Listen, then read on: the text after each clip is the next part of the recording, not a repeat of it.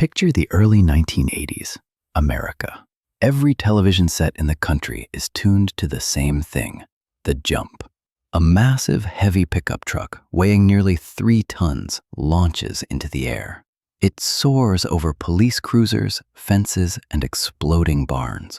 It lands with a violence that shakes the screen, the suspension compressing to its absolute limit. But the machine keeps moving. Behind the wheel is Colt Sievers. The machine is a GMC K-2500 Sierra Grande. Today, we are taking a deep dive into the history of one of the most recognizable vehicles in cinema and television history. We will break down why this square-body pickup became an icon. We'll learn how General Motors created a masterpiece that stayed in production for 14 years. We will uncover the secrets of the stunt team. How do you make a brick fly when the laws of physics say it should crash? And, of course, we'll discuss why right now, 40 years later, this truck is once again the star of the global box office. Sit back. This is the story of the Fall Guy. This is the story of a legend. Chapter 1. Birth of the Square Body Era. To understand the phenomenon of the Fall Guy truck, we need to rewind the clock to 1973. That year, General Motors started a revolution, the effects of which we still feel today. Before '73, pickup trucks were strictly utilitarian. They were tools, like a hammer or a shovel. Farmers used them to haul hay. Construction workers hauled cement. Nobody bought a pickup truck to drive to the theater or take a girl on a date. They were stiff, uncomfortable, noisy, and Spartan inside. But engineers at Chevrolet and GMC noticed a trend. Americans wanted more. They wanted freedom. They wanted a vehicle they could work out of on Friday, but throw surfboards or a camper shell onto on Saturday and head for the lake. Thus was born the generation officially called the rounded line. But the people gave it a different name that became immortal, the square body. The design was simple and brilliant. Engineers used a wind tunnel to develop a truck for the first time. Yes, it sounds funny looking at this brick today, but the sloped hood corners, integrated rain gutters, and curved side glass were a breakthrough back then. It reduced wind noise and saved a tiny bit of fuel. But the real revolution was inside. General Motors bet on comfort. They moved the fuel tank from behind the seat, where it used to slosh around and smell like gas right in the cabin, to under the frame rails. This created space. They made the cab wider, added soft touch panels, air conditioning, AM/FM radios, and power windows. For the first time, a pickup felt like a sedan. It was a cultural shift. GMC told the world, trucks are cool, and the world responded. Sales skyrocketed. This generation ran from 1973 to 1987, an incredible 14 years on the assembly line. It is the longest-lived design in American truck history. And right in the middle of this life cycle, when the square body was already a staple of the American landscape, Hollywood decided to turn it into a superhero. Chapter 2. Casting for the Fall Guy. It is 1981. Famous producer Glenn A. Larson, the man who gave us Knight Rider and Battlestar Galactica, comes up with a new show. The concept is simple. The protagonist is Hollywood stuntman Colt Sievers.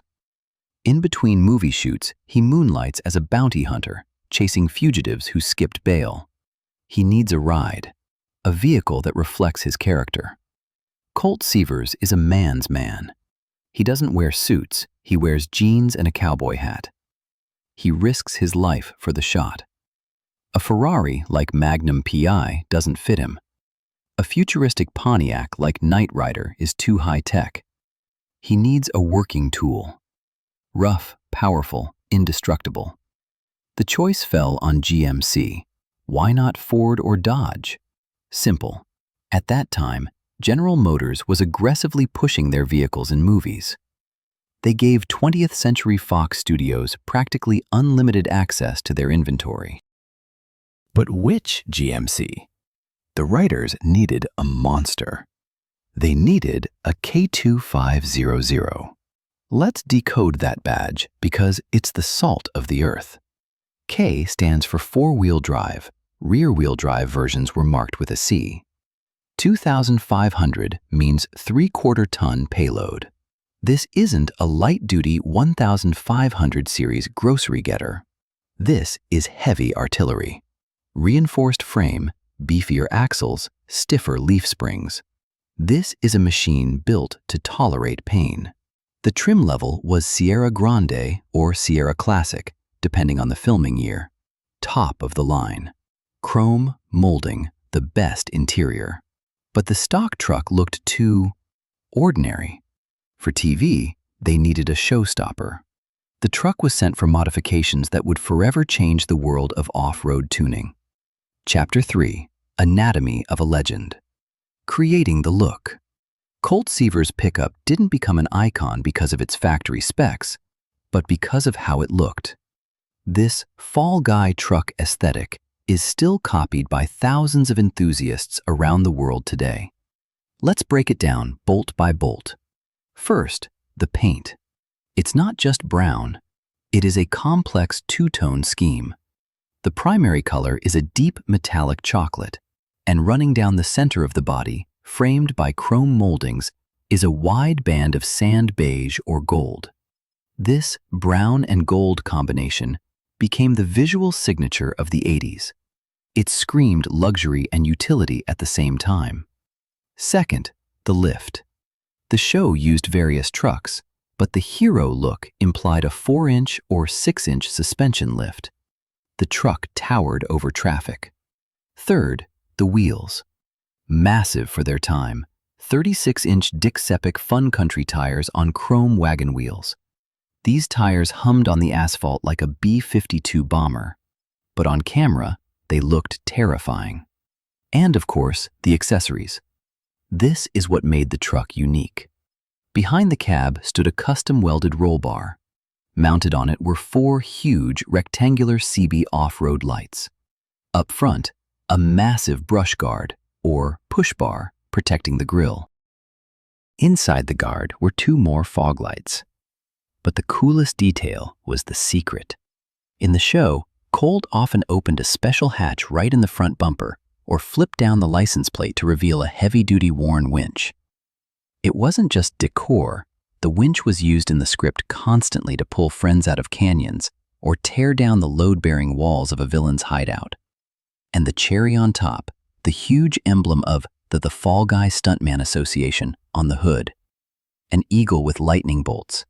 It was a fictional logo, but after the show aired, every kid in America wanted a sticker with that eagle.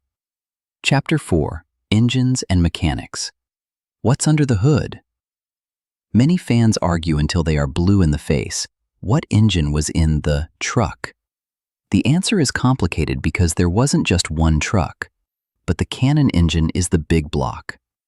Opening the heavy steel hood of the GMC K-2500, you expected to see a monster, and it was there. The legendary Chevrolet Big Block 454.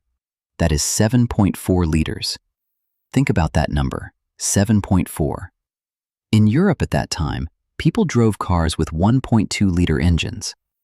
One cylinder of this GMC was bigger than the entire engine of a European hatchback. In the early 80s, due to the fuel crisis and smog regulations, these engines were choked. Stock, they produced a laughable, by modern standards, 230 horsepower. But the torque was monstrous. Over 360 foot-pounds, available almost from idle. This engine could tow a house without touching the gas pedal. The sound of this V8 is unmistakable. A low, bubbling bass that vibrates in your chest cavity. The transmission was a match for the motor. The 3-speed automatic TH400, Turbo Hydromatic 400. This is perhaps the most reliable transmission humanity has ever created. It was so strong they put it in presidential limousines, military Humvees, and dragsters. Braking a TH400 was nearly impossible. The transfer case was an NP205, cast iron, gear-driven, no chains, no electronics, just iron. The axles were corporate GM 14-bolt in the rear and a Dana 44 or GM 10-bolt up front. The rear was a full floater, a design where the weight of the truck is carried by the hub, not the axle shaft. If you snapped an axle shaft, the wheel wouldn't fall off. This collection of parts made the GMC K-2500 practically immortal in real life. But Hollywood is not real life. Hollywood demanded sacrifices. Chapter 5. Production Secrets. How to make an elephant fly. We have reached the most interesting part. What happened behind the scenes? In the series The Fall Guy, the pickup jumped in every episode, sometimes multiple times. And here, we collide with brutal physics. A GMC K-2500 with a big block engine is incredibly heavy. And the scariest part, it is extremely nose-heavy. Cast iron block, cast iron transmission, cast iron front axle. It's all up front. If you launch a truck like that off a ramp, it won't fly beautifully like an airplane. It will lawn dart. The nose will drop, and the truck will smash into the ground bumper first, snapping the frame and crushing the stuntman's spine. How did they solve this? They used different types of trucks for filming. Type 1. The hero car. These were the beautiful, polished GMC K-2500s we talked about earlier. They were used for close-ups, dialogue in the cab, and gentle driving. They were guarded like gold. Lee Majors, the actor playing Colt, drove these. Type 2. The stunt trucks. These were the workhorses. The production bought them in batches, often used or wrecked, painted them to match, and sent them to the slaughter. In simple chase scenes across rough terrain, they survived. But the jumps were the problem. Standard pickups, upon landing, would bend their axles into a smile, frames folded in half like tacos. The lifespan of a truck was often just one take. The budget was bleeding out. And then, stunt coordinator Mickey Gilbert engineered a miracle. They built special jump trucks. From the outside, they looked like a GMC, but underneath, they were race buggies. The main secret? Mid-engine configuration. Mechanics cut the engine out from under the hood and moved it into the middle of the chassis, right behind the cab, inside the truck bed. They covered it with a tonneau cover. Why? Weight distribution. By shifting that heavy motor back, they achieved a perfect 50-50 balance. Now, launching off a ramp, the pickup flew level, parallel to the ground. The suspension was custom too. Huge travel, reinforced shocks, special trusses strengthening the frame. The chassis resembled Baja trophy trucks. These machines could jump, land, and keep driving. It is the footage of these special trucks that made it into the show's intro and became legendary. But even these monsters broke. Rumor has it that over 5 seasons, more than 30 GMC trucks of various modifications were destroyed. It was a graveyard of metal in the name of art. Chapter 6. Cultural Explosion. Toys and Dreams. The effect of the show was instantaneous. In the early 80s, sales of the GMC Sierra and Chevrolet Silverado climbed. But the very perception of the pickup truck changed. Boys watching the show didn't want to be astronauts. They wanted to be stuntmen. And they wanted that truck. The model kit company Revell released a GMC pickup with boat set in 1:24 scale. It was a bestseller. Tamiya released a radio-controlled model that is now a collector's rarity, selling on eBay for hundreds of dollars. In the US, the lifted truck culture exploded. Before this, lifting suspension was for niche off-road fanatics. After The Fall Guy, every GMC owner wanted bigger tires and a roll bar in the bed. Custom shops were flooded with orders. Make it look like Colt Seaver's truck. The brown and gold paint scheme became the most popular dealer option. This pickup became the symbol of the 80s American dream. Rough, strong, capable of overcoming any obstacle. It stood in the same Hall of Fame as the DeLorean from Back to the Future and Ecto-1 from Ghostbusters. But unlike them, the GMC was real. You could actually go out and buy one. Chapter 7. The Revival. The Fall Guy 2024. Why are we talking about this right now? Because history is cyclical. 40 years later, Hollywood decided to pay its debt to the legend. In 2024, the movie The Fall Guy was released, starring Ryan Gosling. Director David Leitch, a former stuntman himself, understood the movie wouldn't work without the truck. Fans held their breath. Would it be a modern, plastic 2024 GMC Sierra? Would it be an electric Hummer? No. The filmmakers did the right thing. They brought back the classic. In the film, Gosling's character drives that very same GMC K-2500 square body. Brown and gold. Chrome. Lift. Push bar. For the new movie, the team sourced several original pickups from that era. They restored them, modified them, installing modern LS engines for reliability, but keeping the vintage look, and made them jump again. In the era of CGI, where any car can be drawn on a computer, the director insisted on practical stunts. In the new film, the truck flies for real. This triggered an explosion of interest in the classic car market. Right now, as you listen to this, prices for square-body GMCs from the 80s are climbing on auctions like Bring a Trailer. Search queries for GMC The Fall Guy are breaking records. The people who grew up on the TV show are now adults with money, and they want to buy back their childhood. And young viewers, seeing Gosling in this brutal beast, suddenly realize that modern cars look boring. Chapter 8. Legacy. Why do we love old iron?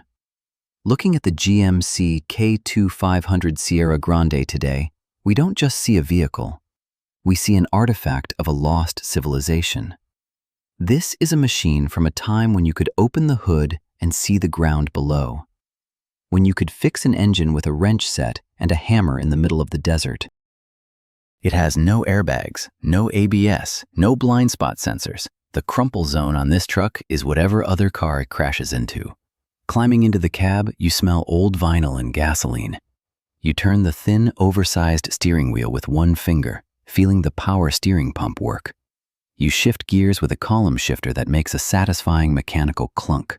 These are tactile sensations that the modern auto industry has stolen from us. The Fall Guy showed us that a vehicle can be a loyal friend, not a gadget on wheels, but a partner. Colt Seavers trusted that truck with his life, and the truck never let him down. Conclusion. The GMC K-2500 Sierra Grande is more than just a prop from an old TV show or a new blockbuster. It is a monument to honest engineering and design that never ages. The square forms, which once seemed outdated compared to the rounded, jelly bean cars of the 90s, today look like the gold standard of masculinity. If you ever have the chance to touch a machine like this, to drive it for even a mile, do it. Feel the V8 vibrate. Feel how the heavy body floats down the road. And maybe, somewhere deep in your soul, you'll want to turn off the asphalt, find a dirt ramp, and for just 1 second, feel like Colt Seavers flying into the sunset. Just remember, in real life, you don't have a team of mechanics or a spare spine. So it's better to just enjoy the sound of the engine. Legends don't die. They just go in for an engine rebuild, only to return louder than before. Thanks for watching. Subscribe to the channel, hit the like button for this brutal square body, and let me know in the comments, what is the #1 movie car for you? See you on the road of history.